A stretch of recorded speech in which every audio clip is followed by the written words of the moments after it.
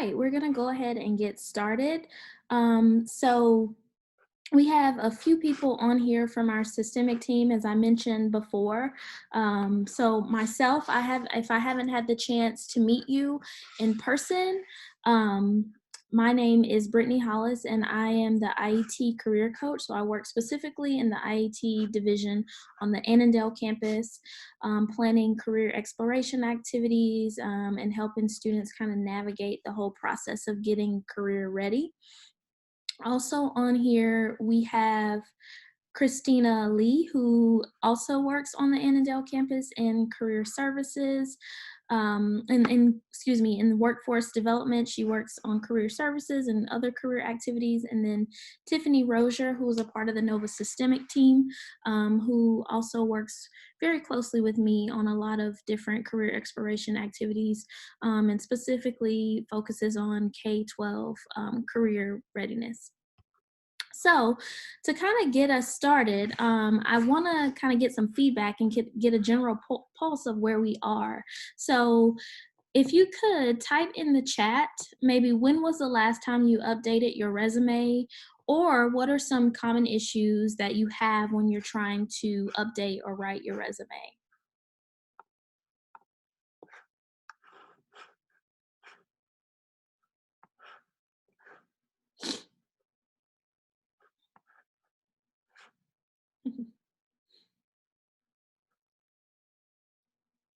Hi, Alyssa. Glad that you're on here. I know you graduated and you're moving on out into the workforce, so updating your resume now.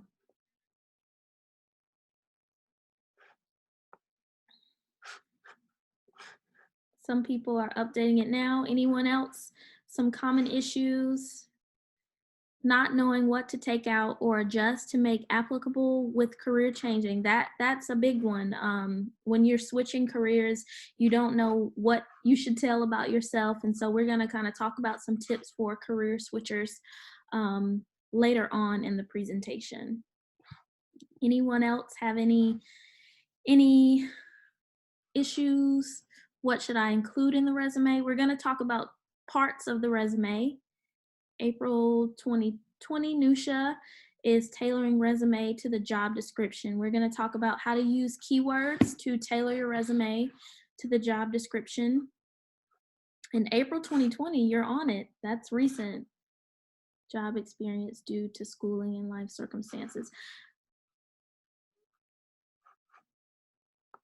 All right, so I see that most people are in the process of updating their resume right now, because everyone is either graduating and looking for jobs, or you're in this transitional phase. And very much like you, I was in the same position last year at this time. I was graduating from graduate school, and I had worked before, but I was entering in kind of a new field, and so I was trying to figure out, like, why am I not getting interviews? Why am I not getting callbacks? And so I started doing a lot of research on resume writing and navigating the job search and LinkedIn and a lot of different topics.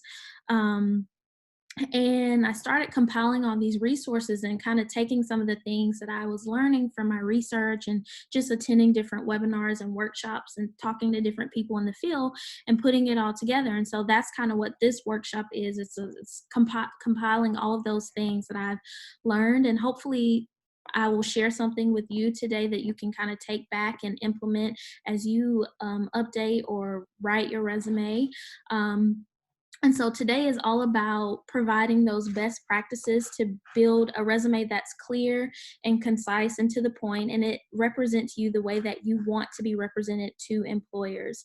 Um, Also on the call, like I said, Christina is here and she works with Career Connections. And so she's going to talk about how you can use Career Connections, which is a tool that all of you as students at Nova and alumni have access to help you build a resume, to help you search for jobs, so on and so forth. And then we want you to participate. So if at any time you have questions, you have comments, please, please, please type them in the chat. If you have some things that have worked for you as you've been writing your resume or updating your resume, share that in the chat as well. We are all here to learn from each other. I'm not the end all and be all and the knower of all things as it relates to resume. I'm simply sharing my experience. And so I'm sure that all of you have some sort of valuable experience that you can share. So if you have something, just type it in the chat. And like I said, Tiffany will be monitoring that.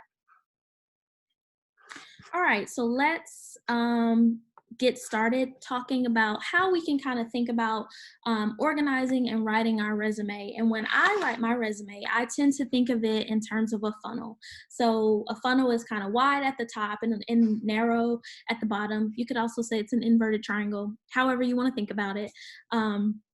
But with your resume, the top half is the most important part of your resume. This is where you want to include your most important information. It's going to have your personal information, your contact info, which is really important because you want to get calls from your resume. It's going to include your professional summary, all of the highlights.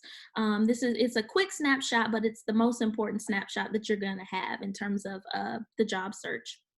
And then after the top half of your resume, you're going to include your experience. These are results-driven achievement statements, and we're going to talk about how to kind of write your experience section so that it demonstrates your impact as opposed to just a list of job duties. And then you have your bottom half, which includes things like your education, your industry certifications, if you have any, maybe some technical skills that you might have, and then special sections. These are just other skills or experiences that are going to be relevant and unique that are going to boost your resume. So they don't take anything away from your resume, and if you don't include them, it's certainly okay. They just simply add another element to you as a candidate.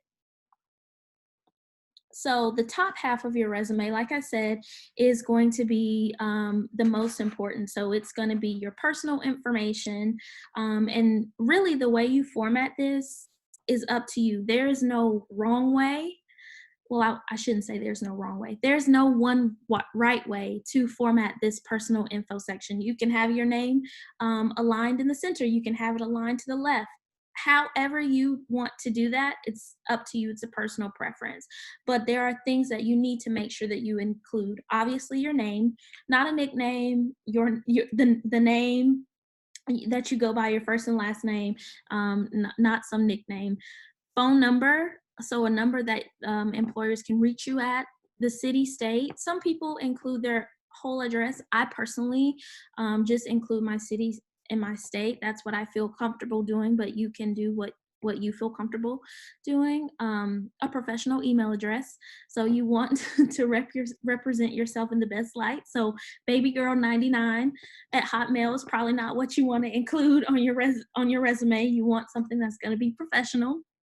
And then a LinkedIn profile, if you have one. You don't have to have a LinkedIn. It's just another way that employers can get a kind of a glimpse of who you are and your work experience. I always say with LinkedIn and social media platforms, and or maybe you have a personal website or a blog, only include those things if it's going to represent you in the way that you want to be portrayed to employers. If not, don't put it on your resume. Your professional summary comes next, and this is probably one of the most important parts of your resume outside of your experience or achievements. This is going to be just a short snapshot of who you are and what you can do for the company. It's not an objective statement, and we'll talk about the difference between a summary and an objective statement a little later, but it's very concise. 2 to 5 sentences is all you need. And then core competencies or technical skills, and we'll talk about the difference and when to include what.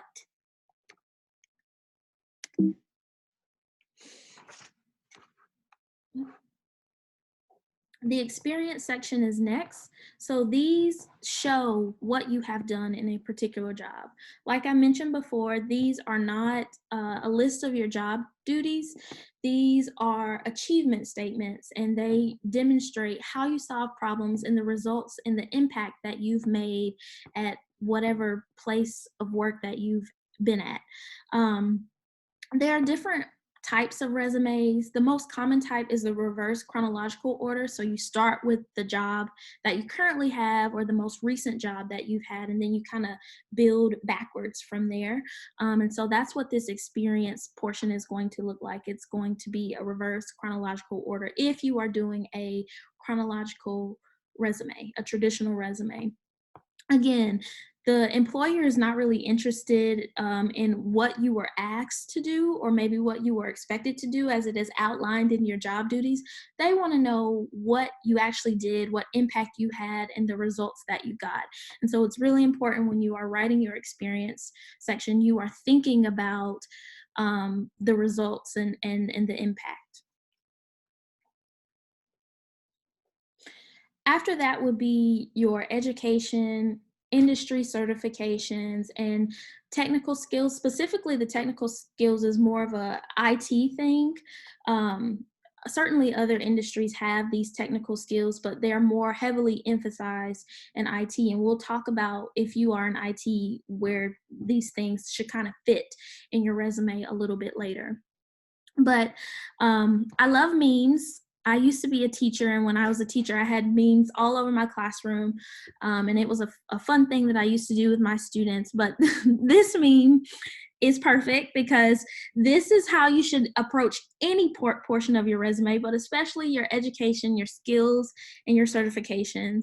You don't want to put something on your resume that when you are asked about it in an interview, or maybe you even get the job and you are asked to do that thing in the job and you're just like, what, I don't know how to do that, like I don't know who told you that I could do that. And then your employer's like, well, your resume said that you could do this skill or you had this skill. So with your education, certification, skills, and your experience section, really anything on your resume, you want to be honest and as accurate as you possibly can. So when you're formatting your education section, if you haven't graduated yet, it's okay to say that you are expecting to graduate in whatever year, at whatever time, or your anticipated graduation is whenever. A general rule of how to format your education is to put the degree that you're getting, the institution that you're getting it from, and in what city and state, and then either the date that you have graduated or when you anticipate graduating. Now, if you've noticed on this example that I've put together in the education section, I've included relevant coursework and extracurricular activities. So I know we have a lot of recent grads or students who are going to be graduating maybe in December, and you are concerned about, I don't have as much work experience. For people who haven't had as much opportunities to be kind of immersed in the world of work, it's going to be really important that you highlight the things that you did while you were in school. So highlight your relevant coursework in a particular subject in the field that you are interested in entering into. Highlight your extracurricular activities because your involvement in clubs and volunteer opportunities, so on and so forth, they demonstrate soft skills, and soft skills apply to any job, no matter the industry. No matter the position, you need soft skills to do any job, to interact, just in life in general, you need soft skills, and they can be transferred from one position to the next. And so when you highlight your involvement in clubs or your involvement in volunteer opportunities or fellowships, it speaks to these transferable skills that are going to be something that's useful in any field. With your certifications, typically you want to include the certification, the accrediting body, and the date that you obtain the certification. It's okay to include certifications that are in progress. So let's say that you are planning to get your certified solutions architect in July. It's okay to put anticipated July 2020 on your resume. However, when you are including certifications that you are going to get, It needs to be within reason. So if it's May 2020 and you don't plan to get this certificate until May 2021, I would err on the side of not including it on your resume. That's so far away.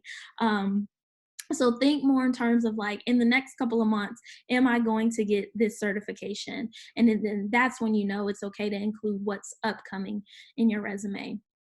And then technical skills, these are these specific skills. Like I said, this is for, in particular, this example is very specific to IT, but knowing how to work certain softwares and programs and certain skills that are only going to apply to this particular industry, this is where you would include your technical skills. And for IT specifically, I would even move technical skills a little higher up on your resume, and we'll talk about where that can kind of fit in a little bit later, because for IT jobs, this is what employers are really interested in. Like, what do you know as it relates to certain softwares or applications?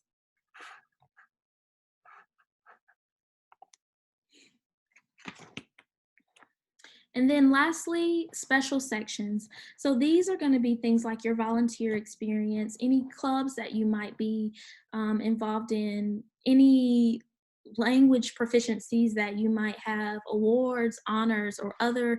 Are you involved in some sort of professional organizations? All of these things can be considered special sections, and it's really up to you to decide what you include and what you choose to omit. The way that I decide what I'm going to put on my resume is I look at it from the lens of, okay, for this particular job, what special things about me and about my experience is going to be relevant for the hiring manager to know. So for me specifically, I am a career coach. That's the role that I was going for last year. So I included things like I have a cultural competence certificate, meaning that I have training in how to work with people from diverse groups. That's really important because I'm going to be working with students, and not all students are the same. They come from different backgrounds, have different experiences, and this certificate speaks to that ability to be able to work with different people from different backgrounds. So you have to think about what is going to be relevant for your employer to know, for the hiring manager to know as it pertains to the position that you are interested in. If it's not, if it doesn't really matter that you are proficient in 5 languages, you're not going to be utilizing that in any way at your job. Maybe you don't include that. You pick another special section to include.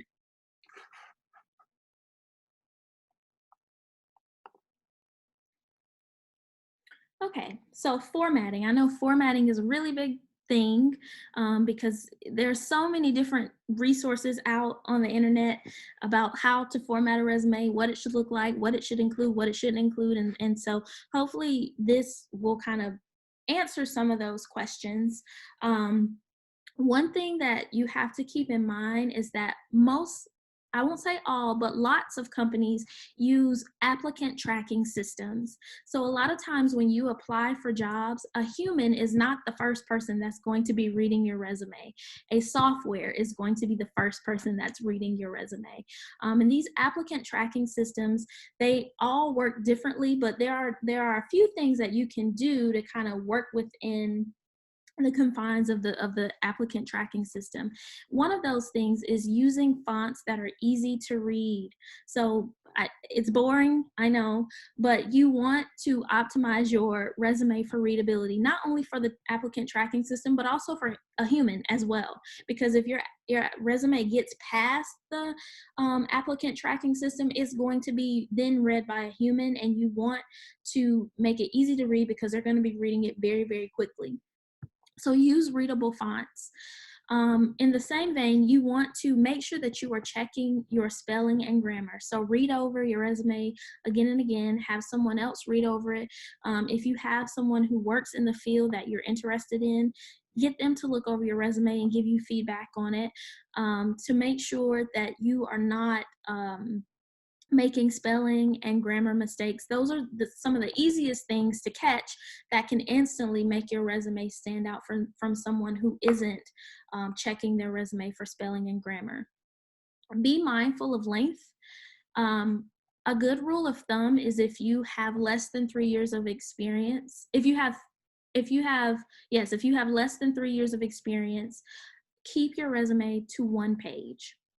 If you have 3 years of experience or more, then you can bump up your resume to 2 pages. And I don't mean experience in the particular field that you are pursuing. I mean experience that is relevant to the job that you are pursuing. So for example, I used to work in K-12 education. Now I work in higher ed education. It's related, but not the same. So all of my experience combined equals to that over the 3 years mark. So my resume can then be 2 pages. Even though I don't have 3 years of experience in higher ed, I have experience in education in general. So just keep that in mind as you're trying to decide how long your resume should be. Stay away from using personal pronouns like I, me, we. When you're writing your resume, you want to use bulleted statements. So when you're writing your experience, it cuts down on space when you use bulleted statements. When you take out the I, it's straight to the point. Establish a clear hierarchy and flow. So again, think about that funnel. You want your best information to be at the top, and then you're just going to funnel it down to things, I won't say that's not significant, but the things that you want employers to see. If they're quickly reading your resume, you want the best stuff to be at the top. Again, use bullet points and use capitalization and bold text sparingly. So this is, again, the capitalization and bold text, a personal preference. You design your resume the way that you want it to look, but just keeping readability in mind. Don't include tables, images, charts, or graphs. So applicant tracking systems, like I said, a lot of companies use these, especially the larger companies that have tons and tons of applications every day. They use these tracking systems. Those applicant tracking systems cannot read tables, charts, graphs, or images. It just goes wonky. So err on the side of not including them in your resume, because you don't want to miss out on an opportunity because the software couldn't read your resume. And then stick to margins that are no larger than 1 inch. You don't want to go outside of 1 inch. You don't want to go margins smaller than half of an inch. 10 to 12 font is also just a good rule of thumb as well. Oh, and another tip that's not on here, but it's just good to know, lots of applicant tracking systems can't read or have trouble reading PDF documents. So when you are uploading your resume you're applying for a job and you're uploading your resume, if the option is available, which most times it is, upload it as a Word document, because PDFs sometimes trip up applicant tracking systems. All right, so I've been talking a lot about professional summary and how important it is. And so now I'm going to break down kind of how to format a professional summary statement. So remember, again, this is not an objective statement. An objective statement tells the employer what you want. So in an objective statement, you typically say, I'm a cloud computing graduate student looking for a job in X, Y, and Z. Well, that's not the first impression that you want to give off. The first impression that you want to give to an employer is, I'm a cloud computing graduate and I can do this for your company. So you want to tell the hiring manager who you are and what you can do for the company. So there are many ways that you can format a summary statement, but this is just an easy formula that allows you to customize your resume or your summary to any job that you are pursuing. It's always a good idea to customize your resume to the job that you're looking for. And I don't mean rewrite your resume every single time you apply for a job, but you just want to keep in mind what the job posting is asking of you so that you can make sure that you include some of those things from the job posting in your resume. And I'll show you what I mean. So this particular job is an IT tech support analyst. So that's the first thing that's going to be in my professional summary, the job title that I am pursuing. Then next, you have what is called a tagline. And a tagline is just 3 adjectives that describe you or describe your skills. It's very quick and to the point. Now, the way you come up with your tagline is you look through the job description and look for keywords. Keywords are phrases that keep coming up, that are often repeated, words or phrases that you see again and again or that stand out. So for instance, this job posting is talking a lot about writing. And so one of the things that it wants the candidate to possess is strong technical writing skills. So if you notice in my tagline, technical writing is there. And then it also wants to have a basic understanding of app development and cloud technologies. If you notice in my tagline, those 2 things are there. So they're a quick snapshot of skills that I have that map onto what the job posting is asking. Now, obviously, if you don't have these skills, don't include it in a tagline, because if you get an interview, they're going to ask you about it. So the key is to read through the job description, look at what they're asking for, and then think about the skills that you have that can map on to those, that can match up to those same skills. You want to speak the language of the employer. So whatever language they're using in the job posting, you should be using that same language in your resume, in all parts of your resume. Then the next part is the actual summary. This is 2 to 5 sentences. It's very brief. It doesn't need to tell a life story. It just needs to be quick and to the point. I typically like to start it off with an adjective, so collaborative, and then I give who I am. I'm a cloud computing graduate with experience creating, formatting, and blah, blah, blah. So this next part tells the employer specifically, this next sentence says, it tells the employer what I can do. These are the skills that I have. And if you notice, if you read through it and then read through the job description, it matches. Some of the language of the job description is in this sentence that's in my summary. The last sentence talks about my accomplishment or achievements that I have. I have strong written and verbal communication skills to blah, blah, blah, blah. And again, the language in this sentence matches onto the language in the job posting. So that is how you kind of get around applicant tracking systems. And also, even if a human is reading your resume, if you're speaking the language of the company that's in the job posting, it's going to catch the eye of the hiring manager or whoever is reading your resume. You can also include in your professional summary, if you want to, your degrees, certifications that you have. That's up to you. It's a personal preference. Next would be your core competencies. What I would say is that if you don't have that 3 or more years of experience, don't include the core competency section on your resume. I would lead with my education, because especially for recent graduates who may not have as much experience, or even career switchers who you don't feel like you have the experience that you want to highlight here as it pertains to the new field that you are entering into, your education is really going to speak to the knowledge that you have, that you've gained by being in a program, by doing coursework, doing class projects, so on and so forth. But if you do have experience in the particular field or just work experience in general, the core competency section kind of elaborates on what your tagline has already said. So your tagline is just a quick snapshot of your skills. Core competencies kind of encapsulates all of the skills that you have as it relates to the job that you're pursuing.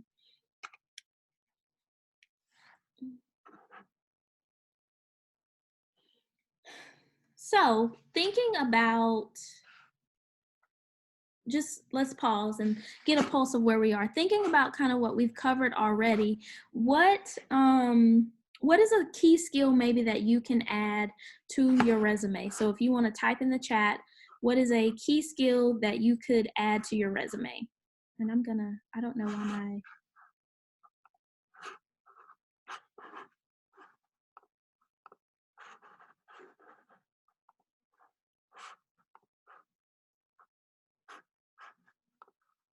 let's see. A key skill that could be added to your resume. Interpersonal skills. Interpersonal skills is a big one. Knowing how to interact with people and knowing how to check in with yourself also, interpersonal and intrapersonal skills.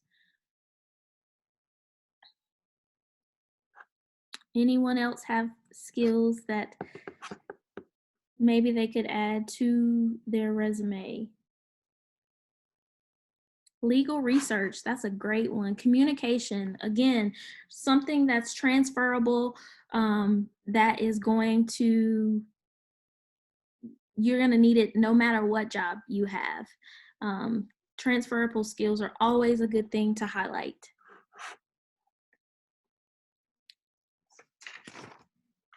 All right, so let's move on to the experience part, which is, I know a lot of you had questions about how do I format my experience. This is a really easy formula that you can use to highlight your experience. And typically what you want to do in your experience section, like I said, is write achievement statements. An achievement statement consists of an action verb, so it's something that shows action, plus a task, plus a result. And the task and result can really be switched around. However, this just depends on your writing style. You can write it however you want. As long as you have it in there, it's fine. And again, these are bullet points, not full-blown sentences, not using personal pronouns.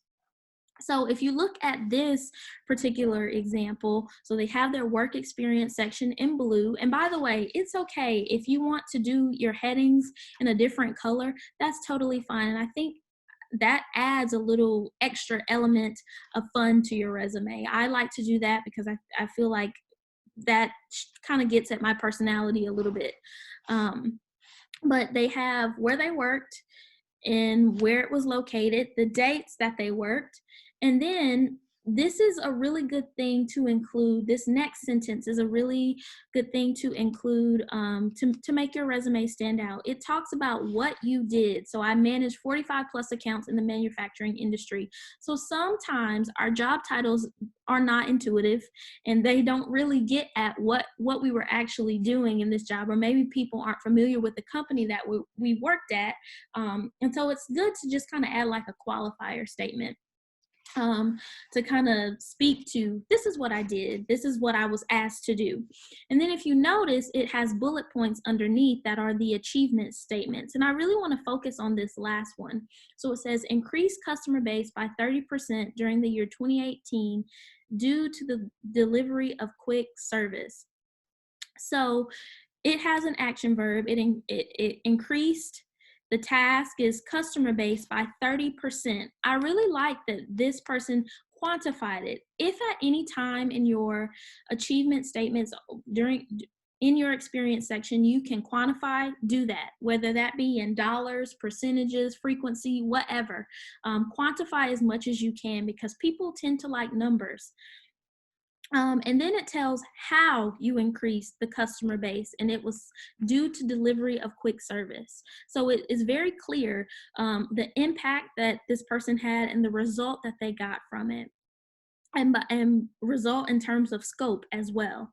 So action verb plus task plus result gives you a standout achievement statement. Now, you don't have to include every single thing that you did at this job, but you want to include the things that are going to be relevant, that an employer is going to want to know. And a good way to also write your achievement statements is, again, going and referring back to that job posting and looking for keywords. And if there are keywords in the job posting that you can include in your achievement statements, do that.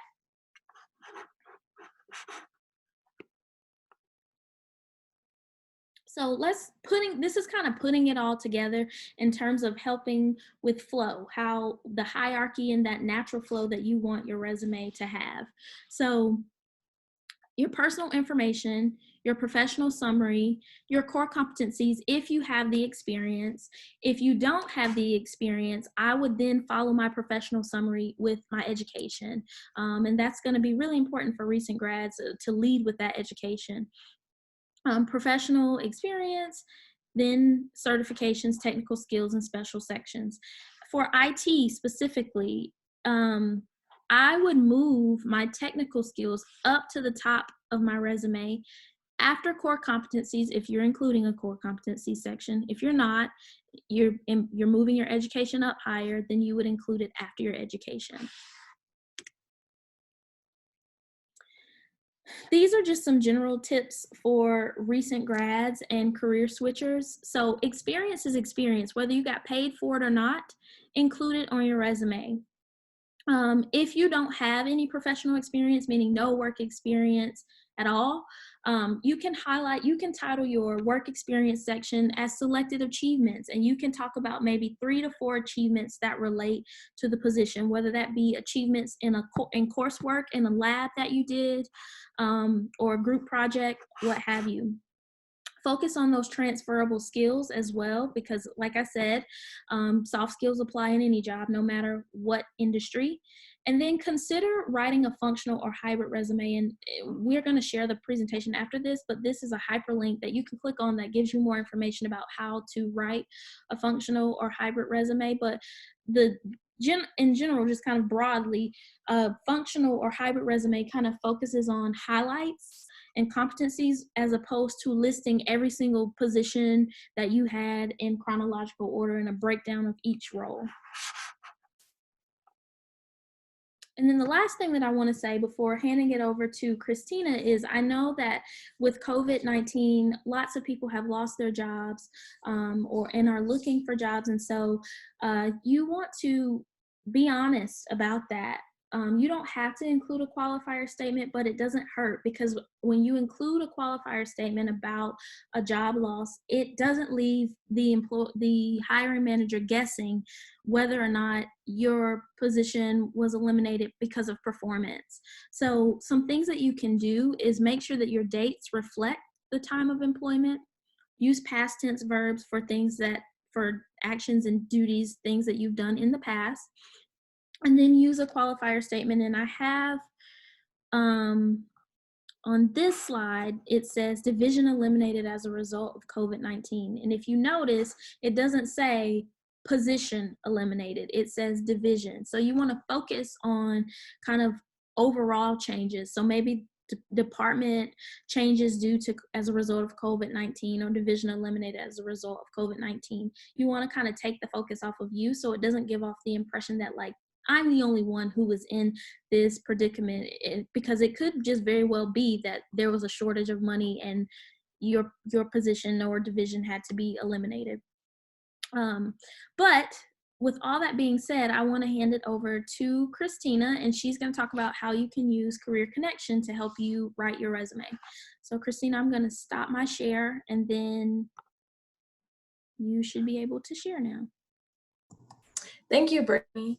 Like she said, that I am a part of the Workforce Career Services team here. And of course, we're located in Annandale, the Annandale campus. And one of the things that we do a couple things on the campus. So we manage the career and job database system, Career Connection, which is a free resource to all students and alumni, NOVA alumni. And then also we host information sessions, workshops, and career fairs. One of the big career fairs that we did last semester was the GovCon event that was in the Loudoun campus. And then the last thing that we do is we work on employment engagement with our students. So trying to get employers to promote jobs and internship opportunities, and different sessions with you guys are one of the big things that we work on. So right now I'm going to show you a little bit about Career Connection in our Resume Builder tool. And we're also doing a session on June 10th about all the resources in Career Connection. So if you do have a chance on June 10th, sign up for that session where you can learn more about the resources that Career Connection has to offer. So to get to Career Connection from the NOVA webpage, you would go under Academics and Programs and select Career Services. And once you are there, you will stroll down and you can see Career Connection here. You would click here. But also, if you visit this website, you'll see different resources that we have, and like how to contact your academic advisor, career advisor. And Here we go. So Career Connection, I'm gonna click on this link here to get actually to the website. And once I get here, you will select student/alumni. And this is the main sign-in page. And to access Career Connection, you use your MyNova credentials. So basically your student email and password.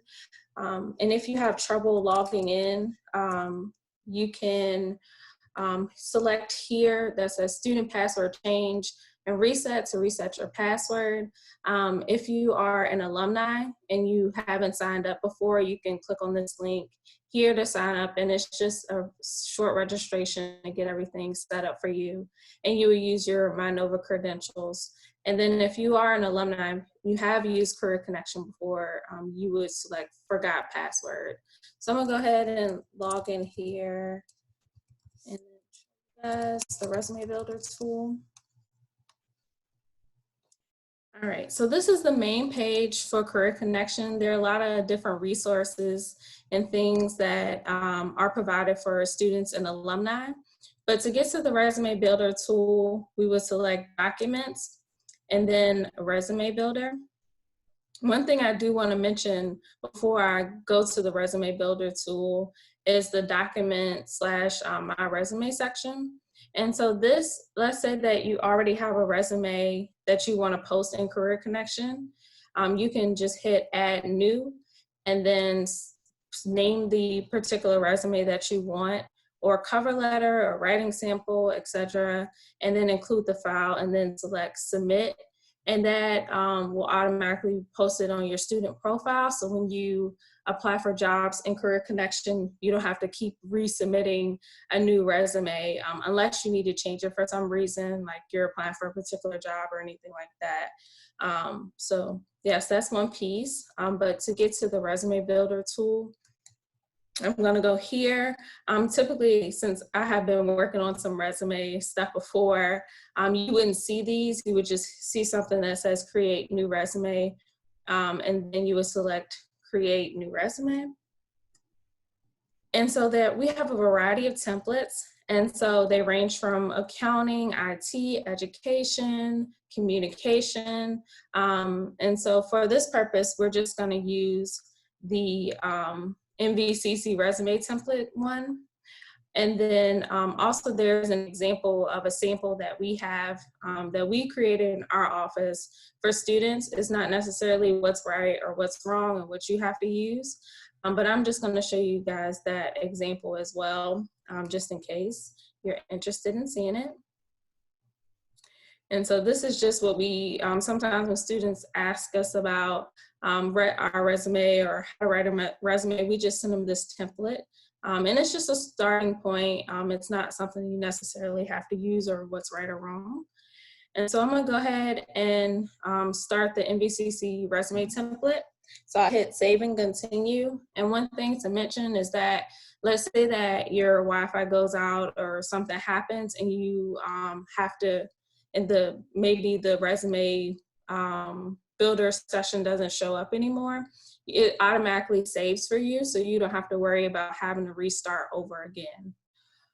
So these are just some sections that we have for your resume. It's not saying that these sections that you have to use, but I know that Brittany spoke earlier about professional summary. You can definitely go in there and change this to professional summary if you want to. And then also you can change, you can put education before experience, or you can take different sections out just in case you may not need them. You can also add a section as well. If you want to add technical skills, you can add that as well to the resume. And then once you get that situated, you can hit save and continue, and you'll proceed on to the next part. So this is just the overview of what the resume layout would look like. And I'll show you in a few moments that you can customize the different styles because sometimes an employer may ask for your GPA on your resume, sometimes they may not. So we have different styles that students are able to choose from, so they'll be able to see the different styles that we have. You can go in and first edit your personal information. Oops. Something's going on. Okay, you can go ahead and edit this information that you need, like your first and last name, your email, if you have a website, if you want to include your phone number, your address, all of these things. You can add your school address if you want to. And then once you're done with that particular section, you can hit save and continue. And then you would be automatically prompted to your objective section or your professional summary. It's up to you. And one of the good things about it, for each particular section, they provide examples. So like if you're struggling with like how to say certain words or like how to form a particular objective, you can go here and you can just select this little example and the example will show up. Let's see. There we go. And this sample will show up an opportunity to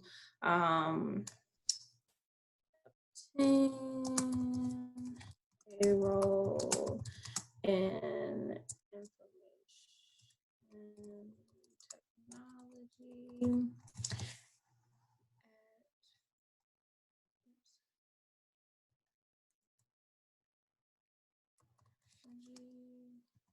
At Google, you can just say that.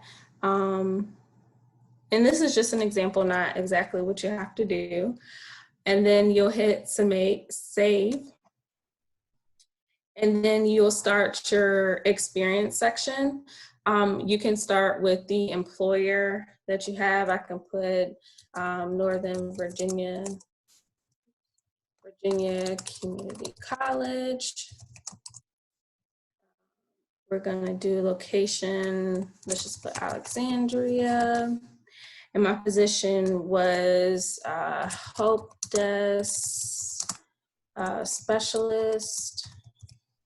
And then I started in 2017 and I'm currently employed there. And then we'll write a description. And the good thing about it is that you can use like the experience section or you can use the action section, action word section. And so that can help you out with like trying to address like, or use certain words. Like, you know, you may not want to use manage 5 times. You can just use these different words to kind of help make your resume sound better. Let's say developed. Oops.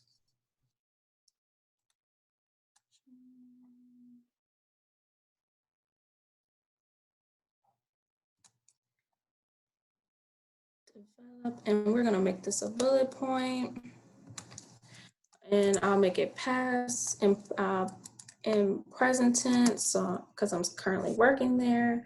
Developed a new tool for employees to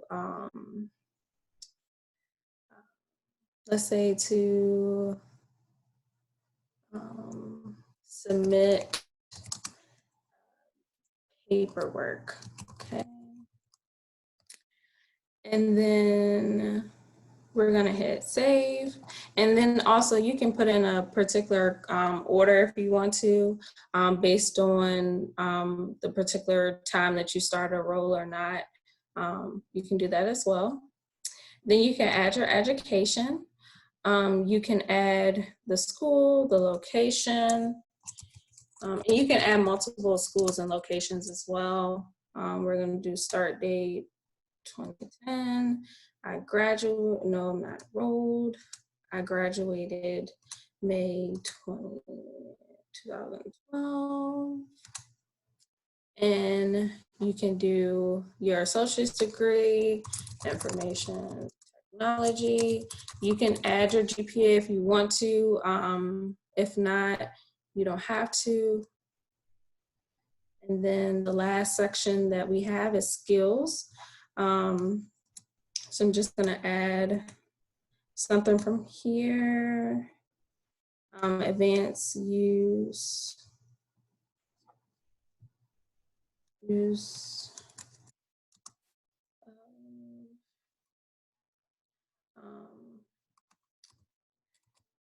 Microsoft Word. Sorry, no, I spelled that wrong.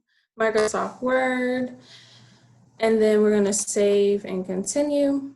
And so lastly, let's say that you want to not include your GPA.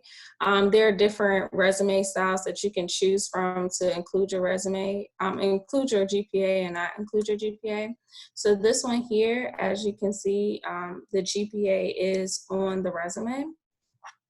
And if you select this one here, you don't see the the GPA. So these are just different tools and different ways that you can set up your resume if there's something that you're not used to doing or something the first time that you're setting up your resume. So after I've done that, pick the style that I want. I'm gonna hit save and continue. And then you're actually done. And so after that, you can view it as a PDF, as HTML, as a document. You can activate it. So this will show up on your student profile for Career Connection, or you can always go back and make any changes that you need to it. And that's it for the resume tool, builder tool. I feel like it's pretty straightforward and simple, but if you have any questions, you can definitely reach out to anyone in our office in regards to the resume builder tool or anything Career Connection. And Brittany, I think I'm gonna stop sharing and then send it back to you. Okay, thank you, Christina. Oh, you're welcome. All right. Oh, wait, no.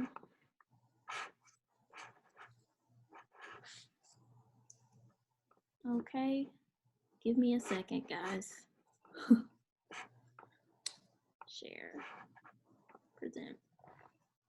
All right, so as Christina was going over Career Connection, which I encourage all of you to check out, you all have access as students at Nova. It's a great place to help you get your resume started and get the formatting down. I was looking in the chat and I saw that a lot of you are concerned about not having experience. And so I want to make sure that I touch on that again. This, like I said, the presentation is going to be shared after with you all. So all of these resources are hyperlinked. You can check them out. JobScan helps you with keyword matching, and then Career Connection, obviously. Google has some resume templates. Here are some articles, and then this is a federal resume workshop that is coming up in the next couple of weeks that you can sign up for. It's free. But I want to make sure that I just touch on this one more time, just so that you kind of know where to go if you don't have experience. So these are just some suggestions. You can format it however you would like, but just again, all of this is suggestions. So you just use what you want, and what you don't want, just ignore. Instead of titling your section work experience, you can title it selected achievements if you don't have any experience in the field.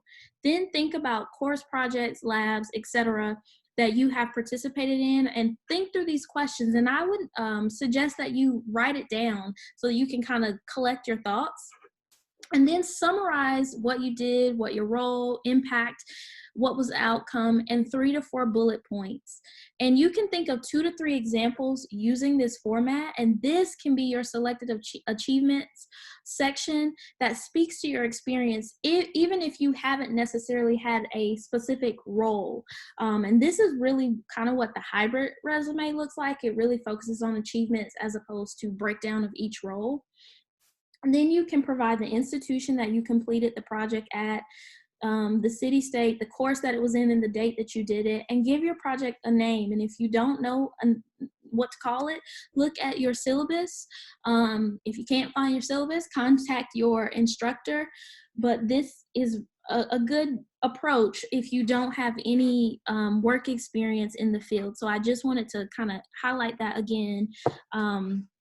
For those of you who are concerned with your resume being kind of lacking because you haven't had like a formal job. So yeah. So in terms of content, that's all I have. if you have questions, you can go ahead and type them in the chat and I'll try to answer as many as I can.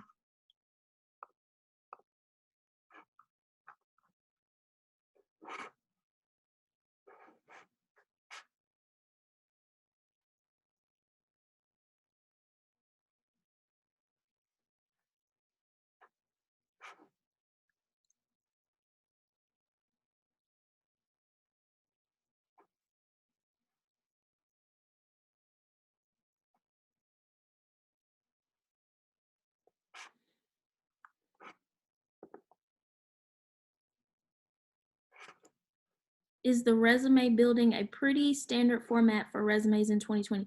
Do you mean resumes in career connection or resume builder? Pretty standard format.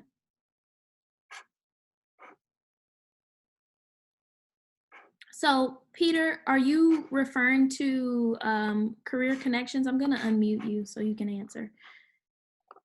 Are you referring to the resume builder and career connection?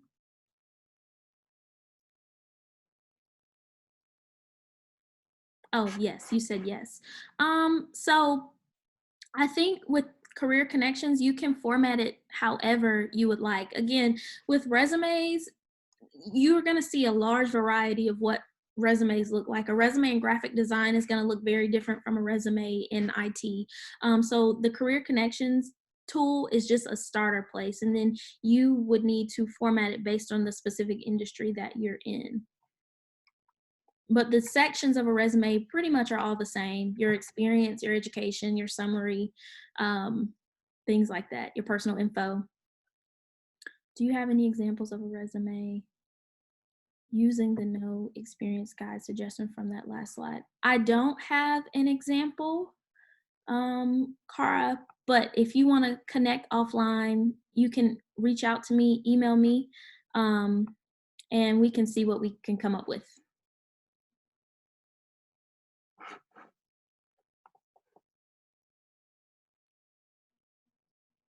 Header, footer, line spacers. But is this true?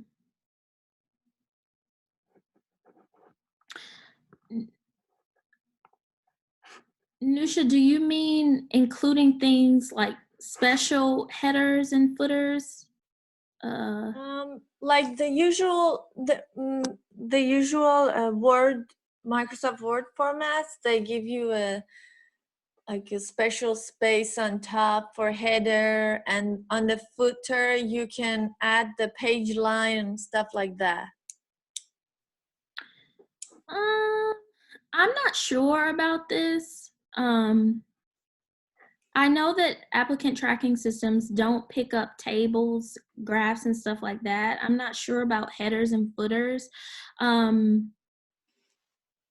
If you can eliminate using those things, if you feel more comfortable, I would say don't use a header and footer, but I don't think like page numbers is going to impact the applicant tracking system and its ability to read your resume.